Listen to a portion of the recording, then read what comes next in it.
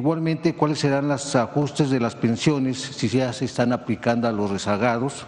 Para poder equiparar a todos los trabajadores a ese salario base promedio. Es decir, que todos aquellos que a causa de las dos reformas que se hicieron, la del gobierno de Ernesto Zedillo y la del gobierno de Calderón para el caso del ISSSTE, pudieran equipararse. Ya se había hecho un esfuerzo muy grande para que la pensión, el monto de la pensión subiera con la reforma del 2020, pero aún así estábamos teniendo lo que se llama tasas de sustitución, que es qué porcentaje de tu último salario estás recibiendo como pensión, de cerca del 60%. Ahí fue cuando se determinó que para estos trabajadores que estuvieran en estos niveles salariales se hiciera este complemento, este copete le llaman a algunos, pero digamos es un complemento que ya al día de hoy está funcionando muy bien. Igualmente, ¿cuáles serán los ajustes de las pensiones si ya se están aplicando a los rezagados? Y bueno, igual también, ¿qué control se está llevando sobre los empresarios para que el IMSS verifique que efectivamente estos están pagando las cuotas para que los empleados a final de cuentas tengan ya su dinero que tanto han trabajado durante años? Porque resulta que en algunos lugares le dicen que sí, se están pagando sus cuotas, que no hay ningún problema, pero cuando llegan al IMSS y estos ya están reclamando su dinero, pues resulta que no. Entonces, ¿qué control se está llevando sobre esto? Gracias. Pues. ¿Quieres contestar la última y luego hablamos de las farmacias?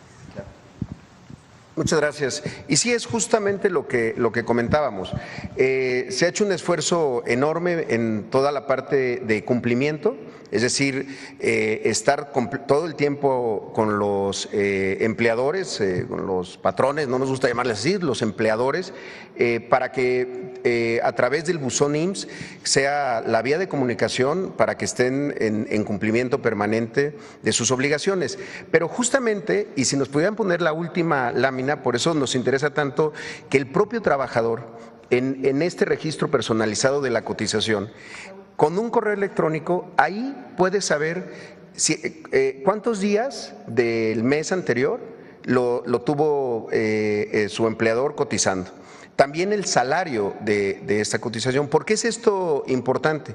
Porque si un empleador, por una estrategia fiscal, por una cuestión de rentabilidad, da de baja a los trabajadores algunos días del mes o lo registra con menos salario, lo que hacemos es que el propio trabajador lo pueda saber, porque en el momento en el que el trabajador está registrado estos 4 millones de trabajadores a los que mes con mes les llega un correo diciéndoles cómo los tienen sus trabajadores, sus empleadores, pueden en ese momento denunciar. Hay una línea abierta para que denuncien y nos digan, a mí me tienen registrado o en el último mes me registraron con un salario menor o me registraron menos días de los que trabajé, cosa que es muy grave y entonces nos permite a nosotros inspeccionar. ¿Por qué es esto importante? Porque en el momento en el que el propio trabajador y la trabajadora se convierten en los fiscalizadores, por así decirlo, pues nos ayudamos mutuamente, nosotros a hacer nuestra tarea de inspección y ellos a saber qué está pasando con sus empleadores. Incluso hubo un estudio sobre esto hace poco tiempo por una universidad de Estados Unidos que estuvo trabajando con nuestra base de datos y salieron datos interesantes. Por ejemplo, muchas mujeres que antes era muy común que les dijeran te voy a registrar ante el IMSS con esta cantidad, pero lo demás te lo voy a pagar por fuera, con el importante impacto que tiene eso en la cotización para la pensión. Porque si a alguien le están pagando por fuera o con otro concepto de bono de puntualidad o de cualquier otra cosa, eso no se integra al salario. Entonces esa persona puede pensar que está ganando 20,000 pesos, pero lo tienen registrado con 10,000 y su pensión se va a calcular en 10,000.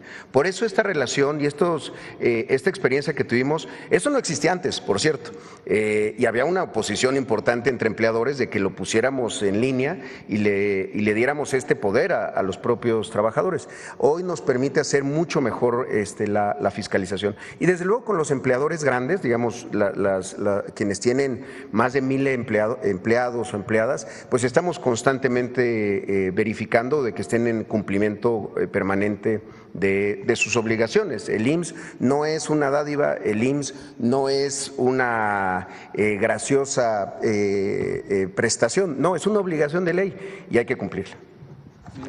Se aplican sanciones a los patrones que incumplen, e incluso también se quejan muchos derechohabientes que se saturan las páginas, no pueden entrar, se tardan para que ellos puedan pues hacer sus trámites. No, vaya, sí, se sanciona, sí, claro, se inspeccionan, se hace primero desde invitaciones y después directamente a créditos fiscales, si es el caso.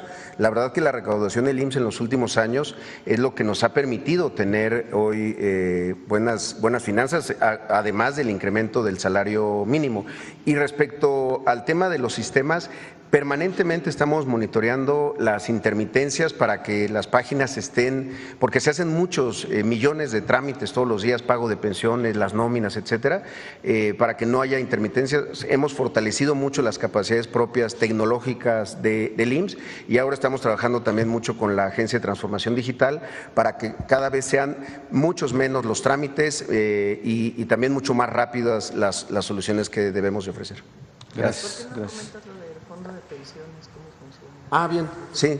Bueno, también el tema del Fondo de Pensiones para el Bienestar, que es algo también muy relevante, porque como saben se hizo toda una reforma para que aquellos trabajadores que estuvieran igual o menor sus ingresos después de que ya estuvieron pensionados al salario base de cotización del IMSS, que en el momento que se hizo era de 17,600 pesos, como recordarán, se buscaron que con diferentes fuentes de financiamiento, entre ellas el tema de las cuentas no reclamadas de Afore, se pudiera hacer el Fondo de Pensiones para el Bienestar para poder equiparar a todos los trabajadores a ese salario base promedio. Es decir, que todos aquellos que a causa de las dos reformas que se hicieron, la del gobierno de Ernesto Zedillo y la del gobierno de Calderón para el caso del ISSSTE, pudieran equipararse. Ya se había hecho un esfuerzo muy grande para que la pensión, el monto de la pensión subiera con la reforma del 2020, pero aún así estábamos teniendo lo que se llama tasas de sustitución, que es qué porcentaje de tu último salario estás recibiendo como pensión, de cerca del 60%. Ahí fue cuando se determinó que para estos trabajadores que estuvieran en estos niveles salariales se hiciera este complemento, este copete le llaman a algunos, pero digamos es un complemento que ya al día de hoy está funcionando muy bien. Hay cerca de 70,000 trabajadoras y trabajadores que ya están recibiendo el fondo, el complemento con el Fondo de Pensiones para el Bienestar.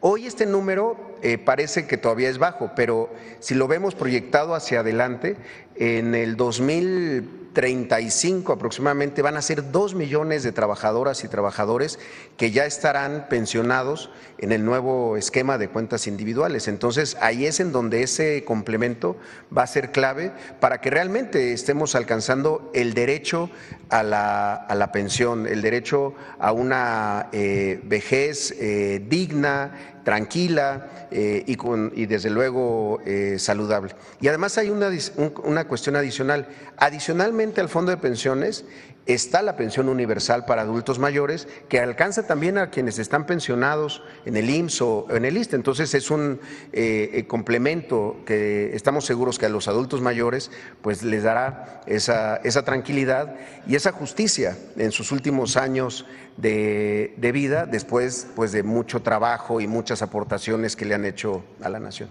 Gracias. Gracias.